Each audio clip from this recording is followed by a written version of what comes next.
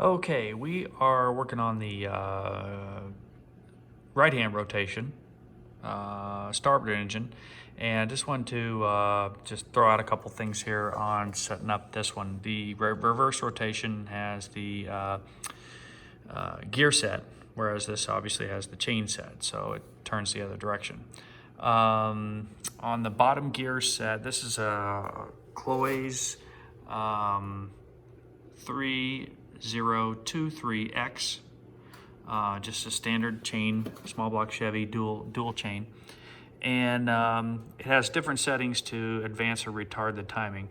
I don't want that on this particular engine, so we're using the factory timing, which tells us to be right on this keyway, straight up and down with small block Chevy #1 on TDC. We insert our cam bolts and get that all up on there, and it's nice and tight. The part that's Chris-Craft is this cam gear. It's the timing gear that runs off the back of the cam that runs the distributor. And on this particular one, I had one of them was nice and tight, and then this one was a little bit loose on inspection. And so what I did is I replaced the spring tension pin in there, and it's nice and tight, got it all cleaned up. And basically this goes on top of the cam gear, the chain gear right there. It is worthy to note that the problem is that the cam bolts, the original cam bolts, are 1 1/8 inches. And I have looked and looked and looked, and I've not been able to find any regular, like ARP or other better bolt manufacturers that actually make 1 1/8 inches in this size. So I opted for good high quality grade 8 bolts here that I got from a master car, and they'll be going in the cam. I'll be using orange thread locker and torquing those to 18 foot-pounds. So other than that, it's pretty standard setup. Once I get that all done, then I will get the #1 Chris-Craft cylinder up on true TDC, and kind of mark my cam gear, my gear set here, just like I did on the other engine, and leave the engine over on firing position TDC, Chris-Craft #1 when I put in the valve train setup. Hope that helps. One other thing to mention quickly, also when putting the pan on, because obviously this is the timing gear on or the timing chain cover on a regular car application, but this is the marine application with the Chris-Craft aluminum pan. And it's super critical to, when you put all your pan bolts in, not to tighten them down until you come back with a straight edge and you make sure that this is flush going across here. And if you have to do any adjustments, now's the time to do that.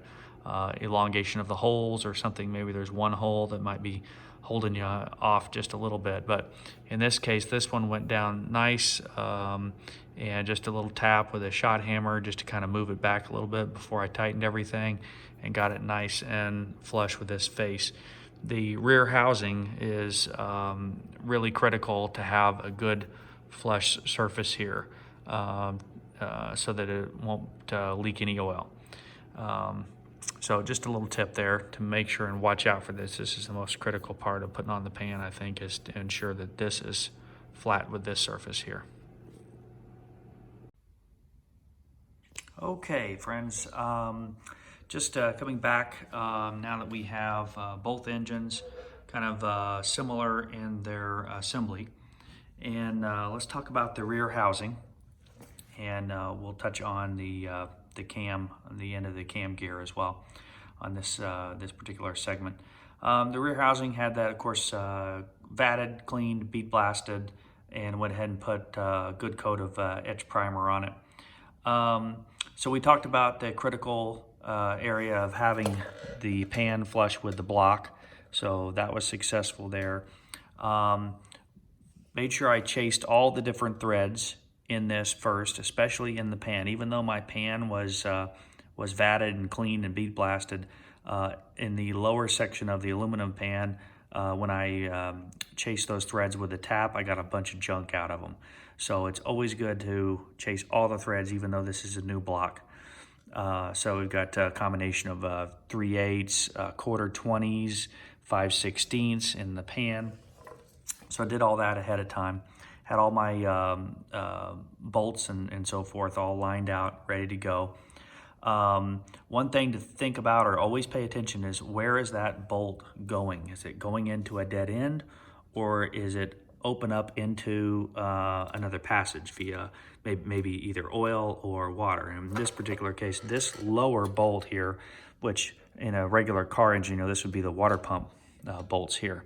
This lower one opens up into the water passage, and so you want to use, I use some ultra gray on those threads to seal that bolt. Obviously, like going into the head, the head bolts go into oil passages, the oil galleys. So we use the thread sealer, Permatex thread sealer for that, the white thread sealer. And of course, we have different torque values for your 3/8 cap screw here, your 5/16 into the aluminum, and then your quarter 20s into the to where the timing chain cover would normally be. And I believe I used, this was 33 foot-pounds on the 3/8 cap screw. So this is, these are the main ones that hold this housing on. And I think it was 10 foot-pounds on the quarter 20s and 18 foot-pounds on the 5/16 going into the aluminum pan. The gasket material, again, I used the similar as to the exhaust manifolds. I used the anaerobic gasket maker. I used my surface preparer, and I used my Loctite anti-seize, depending on the type of material I was going into. So in the aluminum, I used the silver stuff, and then the rest of it I used the copper. And then again, on this particular one going into the water passage, I used the ultra gray. So that pretty much got that on. And basically the easiest way I found to do this is that this particular gasket is a very kind of large, wiry gasket to try to do this. So I got a helper, had them utilize, had them just do squeeze me out the gasket material so that I could have gloves on and coat that with both hands on both sides at the same time. So the process was to have everything laid out, ready to go. I put my surface primer onto both surfaces on the front side of the housing and on the rear side, or the front of the block, and then proceeded to coat the gasket, slid the gasket on, then slid the housing on. It's really easy to do because your bottom two here are studs, so it just slides right onto the studs. I did actually make new studs. I could not find anywhere the exact stud I needed, which was the 3/8/16 in a certain length with a certain amount of thread to the 3/8/24. So I purchased long grade 5, and I actually just made those studs identical. The key is that the amount of thread going into the block is much shorter than you're going to find on a regular length bolt.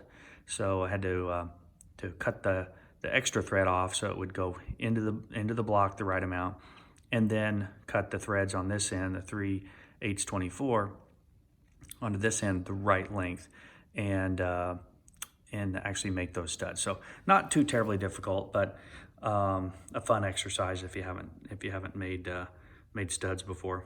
I read that grade 8 is too hard of a material to actually try to cut those on with regular dies, but originally this was just grade 5 bolts and stuff, so it's plenty strong for these studs. Okay, let's talk about the cam gear coming off the end of that camshaft. So I talked a little bit before about not being able to get the exact length in like ARP, that type of thing. So I consulted several people. They said that grade 8, good grade 8 should be fine. Most of that load is happening on the pin that sticks out of the cam. And so felt good about that. Of course, got those torqued down.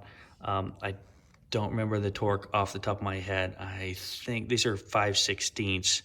I think that was around 22 pounds, something like that. I'll have to double check my notes on that. Real quickly though, we do need to address this button. I call it a cam in-play button. And it's simply a stop with a nut here. And the book calls for this to be 2 to 4 thousandths. So I'm going to hit it at 3 thousandths. And that just keeps the end play of the cam in check, not moving around much at all. So we're pretty much ready to move on to the next step after we set this at 3 thousandths.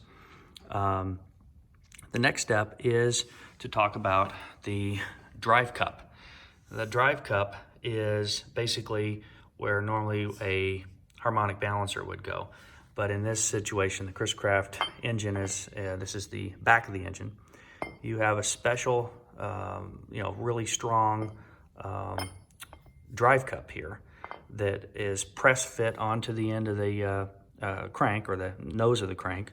Just has a single key. Look this over if you're using an older existing engine or something.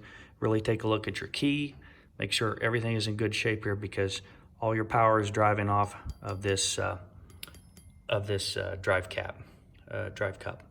So I'm going to use a harmonic balancer installer kit tool to pull that onto the end of the crank, and then this will be complete, this back end, and then we'll be able to put on the next, what I call the intermediate housing, where your transmission actually meets up to that. Now, a quick couple of comments here on the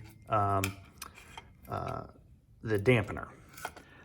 Did a lot of research on this and learned quite a bit.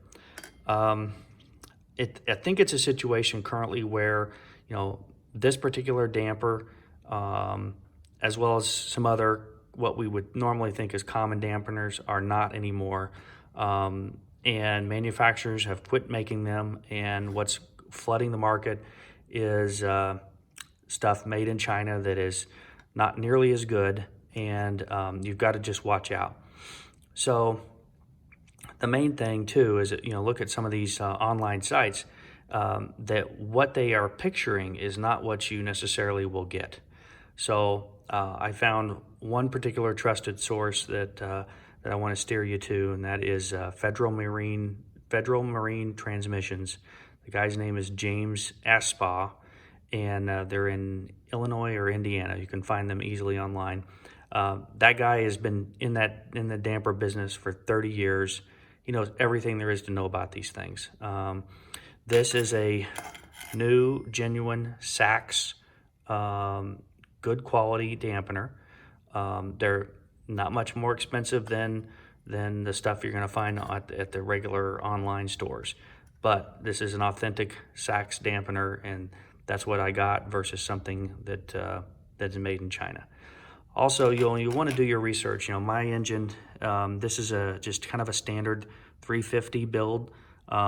Should be a 260, 270 horsepower. This dampener is the right kind of dampener for that torque and horsepower. And when you talk to somebody knowledgeable like James, tell him your application, and he will guide you down the right road. This is a critical part that if you get this wrong, or you get something cheap in there, it's going to really put you in a bad mood when your engine is chattering, and or you can possibly break these things.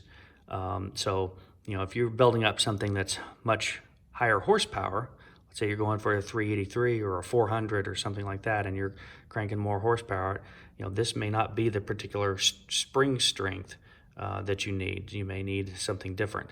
That's why talking to an expert is really, really helpful. Now, on the end of, or sorry, this drive dampener goes on the cup. And another thing that's kind of unique here is these particular cap screws.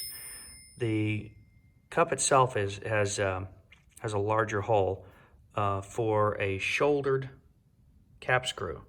I absolutely could not find this, and I don't know why. I just couldn't find it. These are 1/4 20. They're a certain length, and they have this certain length of shoulder on them. Could not find them anywhere. So fortunately, I had enough from the originals parts that I had, so I'm going to reuse these original cap screws. They all look pretty good, except for one, so I'm going to have to reuse one that has all threads on it. So you have this, and then you have also,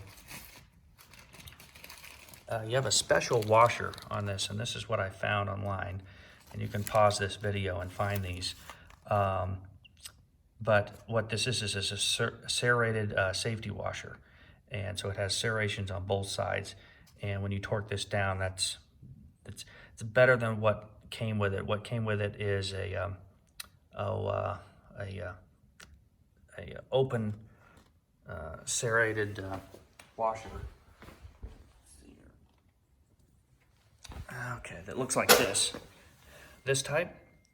Of course, it's black, not silver, but I could not find these in the right size anywhere.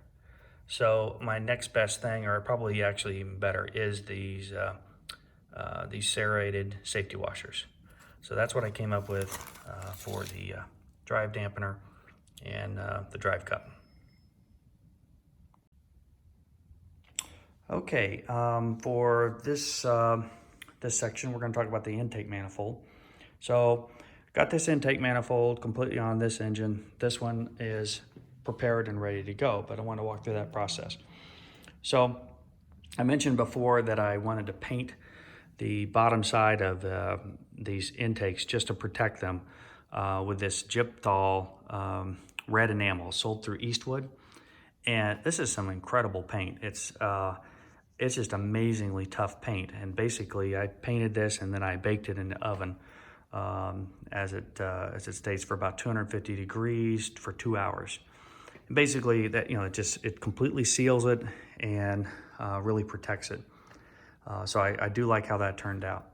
I also had this particular intake, took it up to the machine shop, had it, made sure that it had a nice good surface on it, and then it was ready to go. Now, as we talked, there's a couple of different manifolds here. Now, these are the low-rise aluminums, and then you have a standard cast iron manifold. But key is that the front and rear water passages of this manifold are blocked off. There's no passage there. And remember, that's because the Chris Craft engine has two separate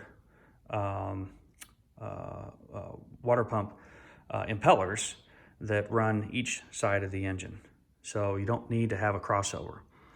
Now, it is open for the exhaust, and that's typically what happened with a lot of these manifolds. They would get blown out, and this one actually has been repaired but is in good shape. It checked out just fine. So I'm not going back with the original 4-jet that used a heat choke.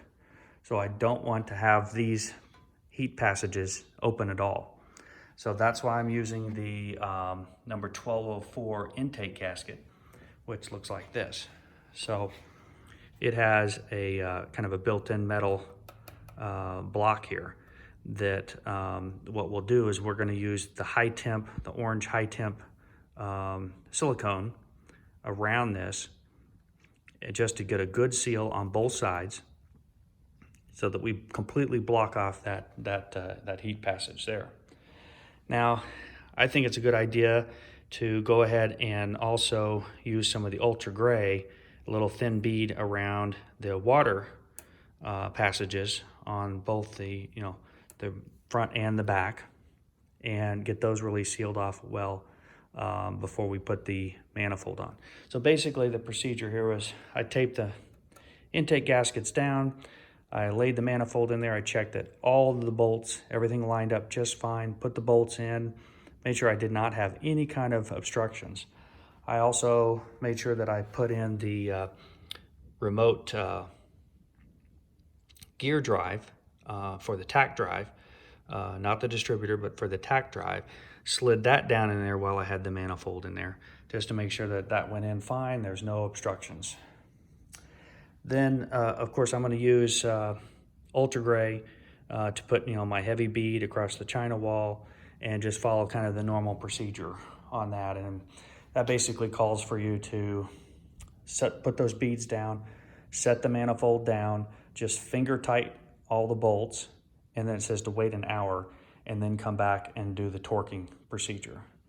Follow standard small block Chevy intake torque procedure, and torque to 30 foot-pounds. And then we end up with our manifold. The intake bolts here are just a touch longer than a lot of the modern intakes. These are 1 1/8, so they're 3/16, 3/8 by 16 by 1 1/8. And follow that procedure, and you should be good.